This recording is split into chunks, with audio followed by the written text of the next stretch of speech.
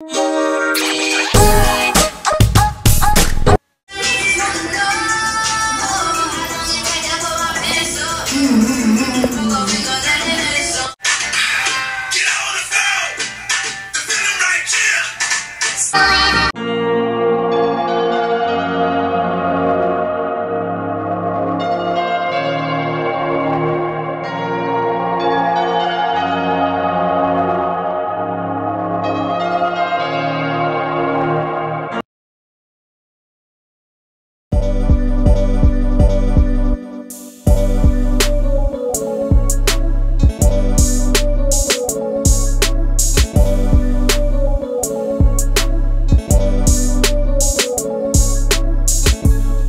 multiply.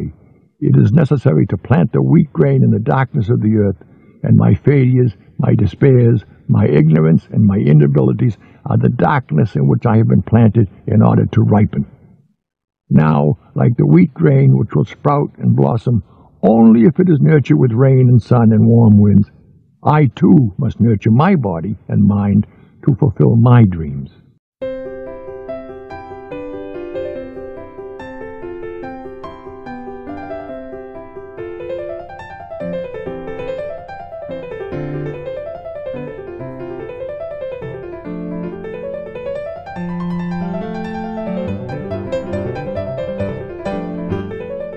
Hi, I'm Vanessa, and this is how I look today.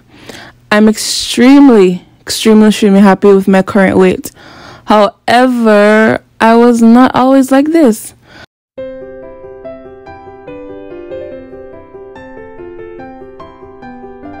A year and 30-some pounds ago, I was just about 1.5 pounds away from being overweight. I had gained that weight rapidly over just a few months.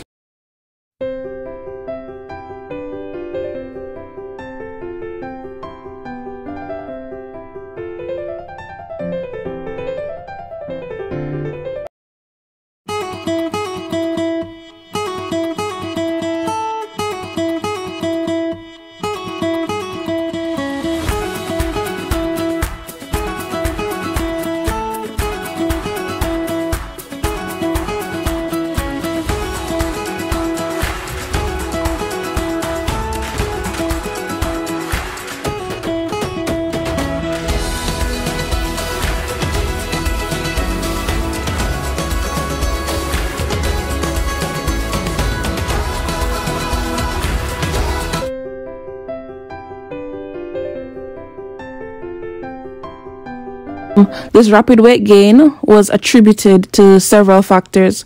Firstly, I was anemic for a while, and I started taking some iron plus herb supplements, to increase my iron level and so on. And this increased my appetite significantly. So I went from eating average and bare minimum, and this went up to excessive amounts. I was eating crazy. Greens, beans, tomatoes, potatoes, you name it. Beans, greens, potatoes, tomatoes, lamb, rams, hogs, dogs, chicken, turkeys, rabbits, you name it! God damn it! So, to satiate my appetite, I began eating a lot more unhealthy foods also than I normally would. And I also cut down on the exercise. Not that I was really exercising before, but I began to live a very sedentary lifestyle. I was usually laying down or lounging around. I would rarely ever be up and active.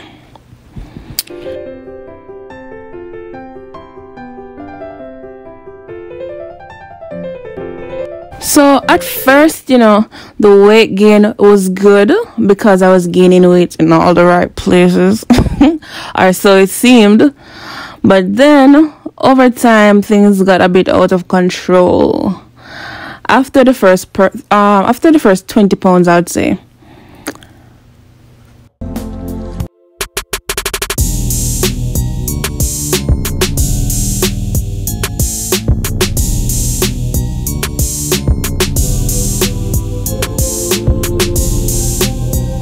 Point, I looked in the mirror and my face was so round and my features changed. I was basically unrecognizable to my own face. I also went up 2 dress sizes. I mean, I fluctuated between 1.5 dress size up to 2, but 2 dress sizes, that was crazy. And I also went up a shoe size. I wasn't expecting that one at all. And to top it all off, the icing.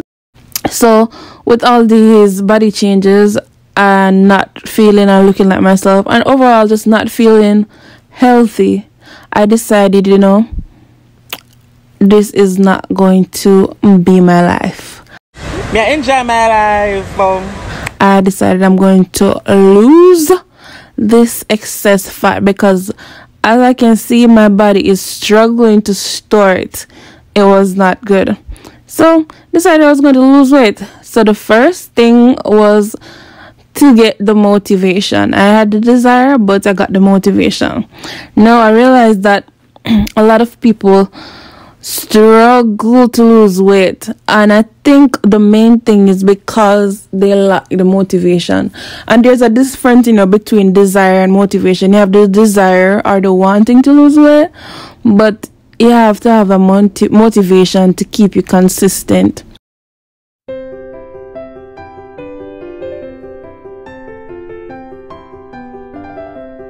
Number 1, find a hero. This is someone who is at a weight you would like to be and who is sustaining those weights effectively and of course over a long period of time. My motivation was a picture of my old self and also a girl named Ruby Rose. Yeah, I know, embarrassing. But she had a super flat stomach and it reminded me of what I looked like before. And just having that image in my mind served as a constant reminder of the end goal. So picture yourself at the weight you'd like to be again, or of someone who's at a weight that you'd like to be in general. You can use me for example if you want. That is if this is your cup of tea. Anyways, it's good to just begin with the end in mind.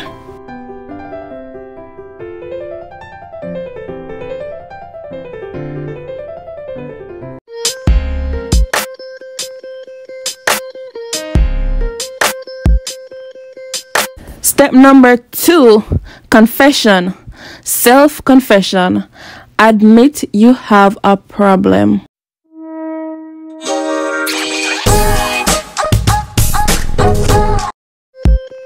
These are my confessions. Just when I thought I said all I can say. Make a relentless commitment to fix this problem by any safe, healthy, and effective means necessary. Eliminate the fear of thinking you would need to suffer, punish yourself, or live an unhappy life in order to attain a healthy weight. This is not true. You can clearly enjoy the process. Having fear or repulsion from going through this process only makes it more difficult to keep up. So just get your mind and your body will follow. This is going to be fun and you are not going to starve and you will get plenty of rest.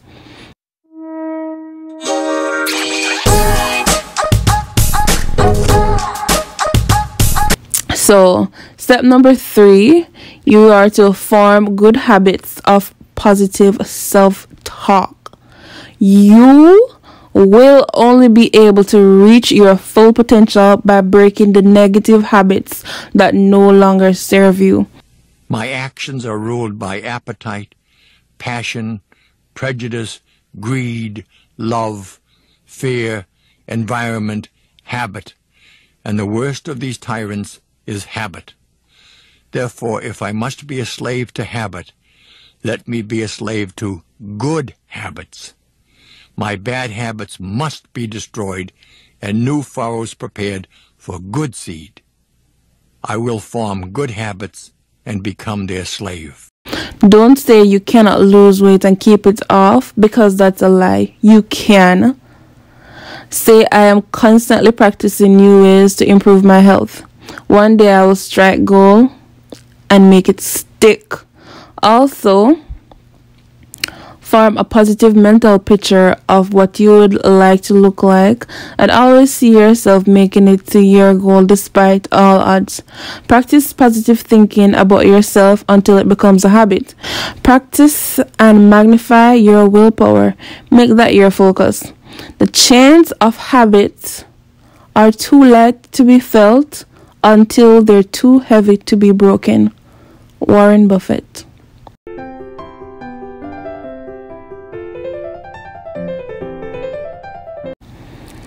Step 4.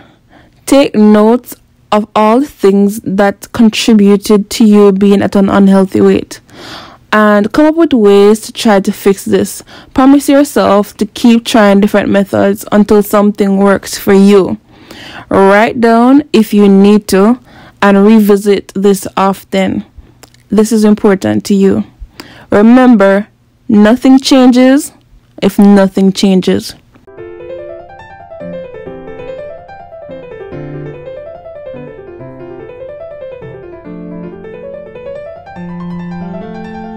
Step 5. Write down your weight goal. Research statistics show that those who write down their goals are 45% more likely to achieve these goals, especially if you write and revisit these goals daily. For me, I wrote down my goal was to weigh under 150 pounds, and I wrote this down, of course, a year ago, and now my weight is between 135 and 140. And to be honest, when I was writing it down, a part of me was like, why am I deceiving myself? I do not think I'll get this. It's too difficult. But I wrote it down and I did it. I noticed it was at the time that I wrote it down, I started to see significant changes once I wrote it down. So here is what. Write your weight goal down. Once you wrote it down that you're going to do it, consider it done. No negotiation or wishy-washy back and forth with yourself. You are going to do it. It is already done.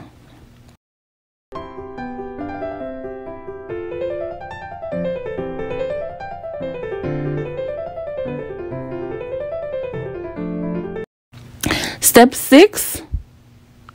Face up to your weight. Get on a scale and do not be afraid of it. Many medical professionals recommend not weighing yourself regularly when you're trying to lose weight, so as not to be discouraged. However, when you develop complications from being overweight, such as hypertension, heart failure, and other cardiovascular diseases, these same health professionals would require that you weigh daily, because when your life's on the line, you have to put your pride aside, right? So for me, I prefer to weigh regularly now. The reason being is because I find that weighing daily or just regularly allows me to evaluate the effectiveness of my eating habits. So I would suggest that you weigh regularly so that you can measure and evaluate your progress.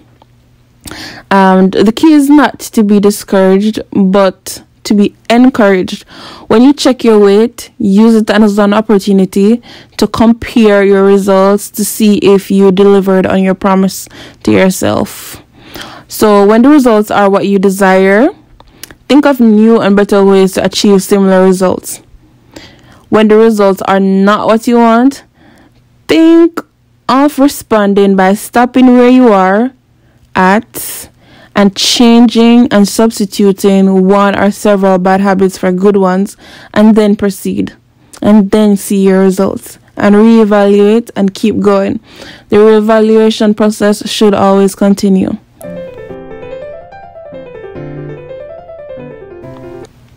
Step 7. Write down all the reasons you want to stay at the weight you are at. Because, believe it or not, you are probably at this weight because you want to be, unless you have a severe medical condition that prevents you from eating healthy and exercising or staying active. Sometimes, you might not want to lose the weight because it has become a part of your identity. Subconsciously, you just really do not want to lose your identity because you feel like you're associated with your weight. And sometimes It's because the way it makes you feel safe. Your human mind is not used to the unknown and wants to feel safe. It is going to want you to stick to what you know. But the truth is, you'll actually be safer, stronger, and healthier if you decide to let the unhealthy weight go. So you have to convince your mind that this is so. Believe it or not, it is as easy to fool yourself as it is to fool others. You have to have a Thanksgiving ceremony. And for this Thanksgiving ceremony, you're going to thank the fat for serving you and for making you feel safe for all the times that it has. And then you're going to let the fat go with love.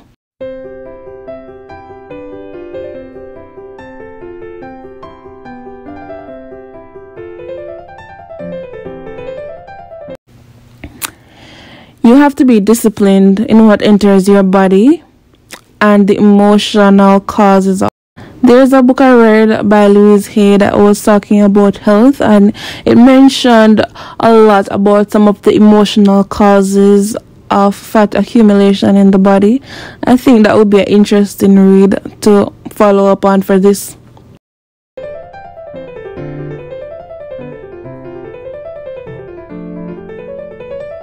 Step 8.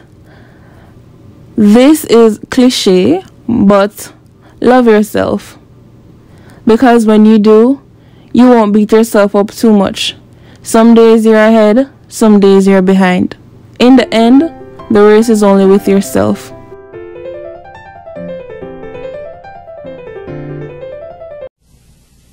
I will greet this day with love in my heart. And most of all, I will love myself. For when I do, I will zealously inspect all things which enter my body, my mind, my soul, and my heart. Never will I overindulge the requests of my flesh. Rather, I will cherish my body with cleanliness and moderation.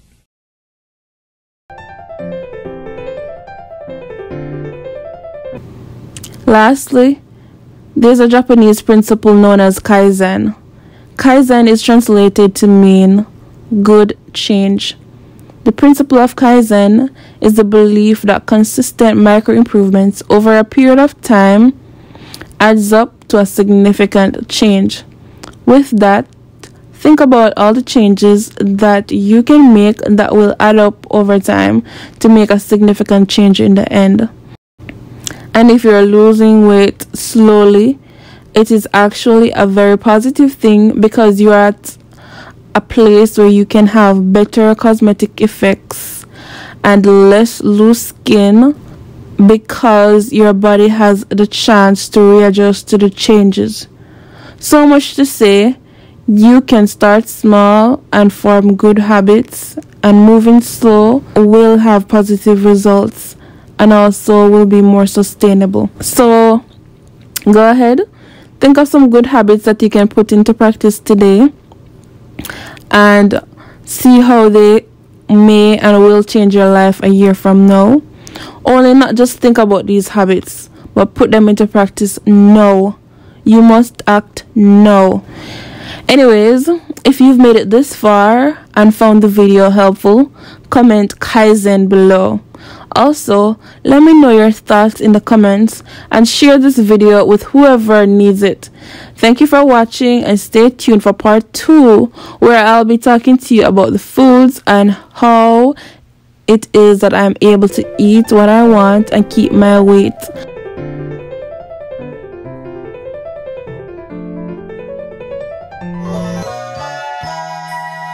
Toodaloo. Always will I take another step. If that is of no avail, I will take another, and yet another. In truth, one step at a time is not too difficult. I will persist until I succeed. Henceforth I will consider each day's effort as but one blow of my blade against a mighty oak. The first blow may cause not a tremor in the wood, nor the second, nor the third. Each blow of itself may be trifling and seem of no consequence, yet from childish swipes the oak will eventually tumble. So it will be with my efforts of today.